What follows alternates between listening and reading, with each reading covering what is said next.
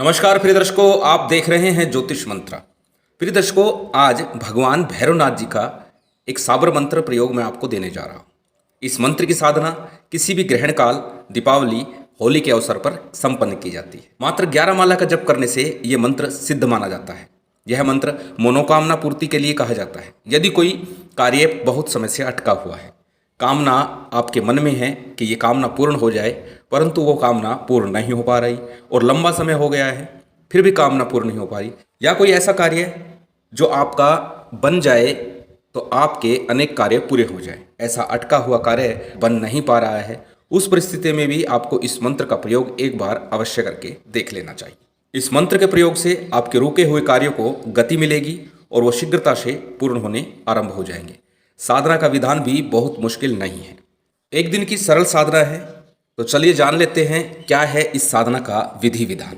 इस साधना को होली की रात्रि में 8 बजे से लेकर के रात्रि 1:30 बजे के बीच में आप कभी भी संपन्न कर सकते हैं। इसके लिए आपको घर के किसी एकांत स्थान में दक्षिण मुख होकर के आपको बैठना है। आसन आपका लाल हो या काले रंग का हो, लाल या काला कोई भी आसन ले सकते हैं। और अपने सम्मुख भूमि को साफ करके, हो सके तो गाय के गोबर से लीप करके, मिट्टी मिला के उसमें लीप करके, और उस लिपे हुए स्थान पर या आपने पोछा लगाकर साफ कर दिया उस स्थान पर आपको आटे से या सिंदूर से, जो भैरव जी को चढ़ता है उस सिंदूर से एक चौका लगाना है, त्रिभुज बनाना है। और उस त्रिभुज के मध्य में आपको चौमुखा सरसों के तेल का एक दीपक रखना है। इस साधना के लिए आपके पास 2 बूंदी के लड्डू, लौंग इलायची का जोड़ा, शराब, थोड़ा सा मांस। यदि आप शराब और मांस मदिरा का प्रयोग नहीं करते हैं तब आपको क्या करना है, शराब के स्थान पर तेल में सिंदूर मिला करके उसे जिस तरह सुरा का भोग देते हैं धार के रूप में, इस प्रकार भोग देना है। और मांस के स्थान पर आपको नारियल की, नींबू की या उड़द और जौ के आटे का पिंड बना लेना, उसकी बलि आपको देनी है भैरव जी के सामने साधना की पूर्ति आरती के बाद। यदि आप मांस मदिरा का प्रयोग करते हैं तो आप उसी का भोग दे सकते हैं। इस साधना के लिए कनेर के काले या लाल पुष्प होने चाहिए। श्रेष्ठ रहेगा काली कनेर के पुष्प हो। यदि काली कनेर के ना मिले तो आप लाल कनेर के पुष्प प्रयोग कर सकते हैं। इस साधना के लिए आपको एक रुद्राक्ष की या काले हकीक की प्राण प्रतिष्ठित माला की आवश्यकता होगी। प्राण प्रतिष्ठा के संबंध में पहले भी मैं बता चुका हूं, एक वीडियो डल चुका है, आप उस वीडियो को देखिए। मात्र 5 से 15 मिनट के अंदर आप प्राण प्रतिष्ठा विधि संपन्न कर लेंगे।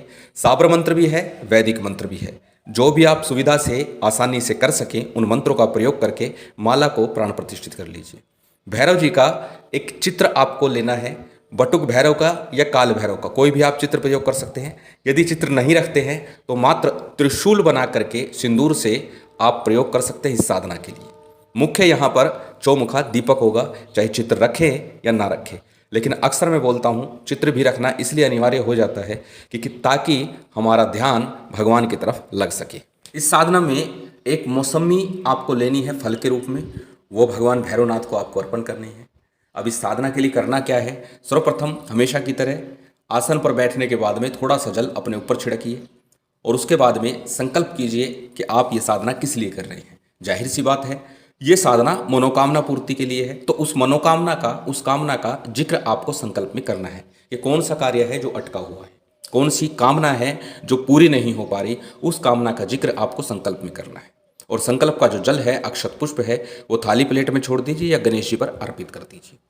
इसके बाद में गणेश जी की, गुरु मंत्र की, कुलदेव, पितृदेव, स्थान देव की पूजा करनी है, भैरवनाथ जी की पूजा करनी है और साथ में भैरवी का पूजन भी करना है और भगवान शिव का सूक्ष्म पूजन भी करना है। भगवान शिव का सूक्ष्म पूजन से अर्थ यहाँ पर सिर्फ इतना है, थोड़े से अक्षत पुष्प लेकर उन्हें स्थान दीजिए या उनको प्रणाम कीजिए। इसके बाद में सबसे पहले गणेश मंत्र की, फिर गुरु मंत्र की, संभव हो एक एक माला, नहीं आपकी यथाशक्ति जितना इच्छा हो उतना कर लीजिए।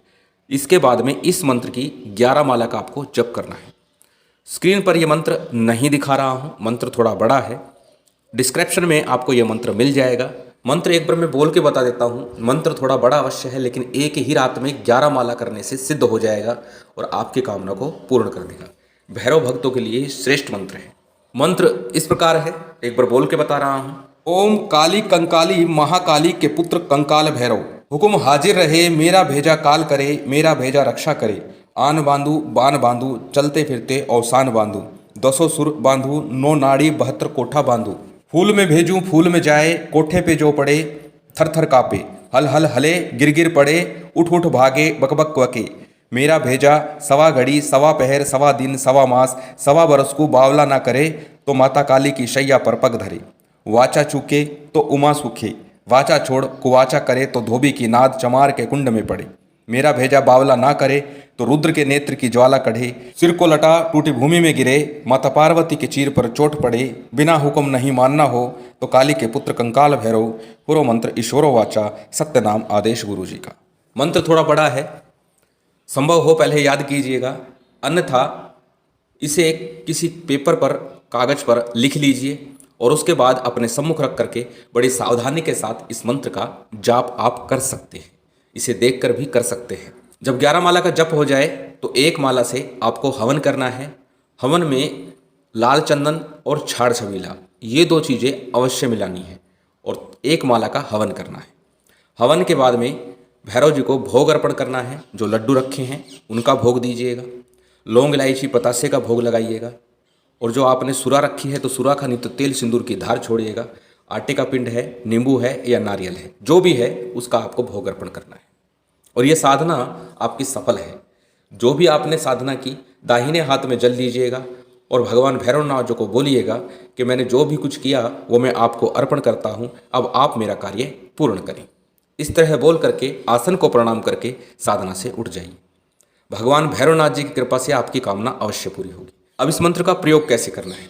संध्या के समय, पूजा के समय, जब भी आप पूजा करें उस समय इस मंत्र को आपने मात्र 7 बार बोलना है और उस कामना का उच्चारण करना है। शीघ्र ही आपकी मनोकामना, आपका कार्य पूर्ण होता आपको दिखाई देगा। भगवान भैरवनाथ जी की कृपा आप सभी पर बनी रहे। भैरव भक्तों के लिए एक श्रेष्ठ साधना है, अवश्य ही उन्हें प्रयास करके इस साधना को पूर्ण कर लेना चाहिए। उम्मीद करता हूँ ये जानकारी, ये वीडियो आपको अच्छी लगी होगी। यदि अच्छी लगी हो तो कृपया लाइक कीजिएगा, शेयर कीजिएगा। यदि आप चैनल पर नए हैं तो सब्सक्राइब कर बेल आइकन बटन दबा दीजिएगा। जय माता दी, जय श्री राम।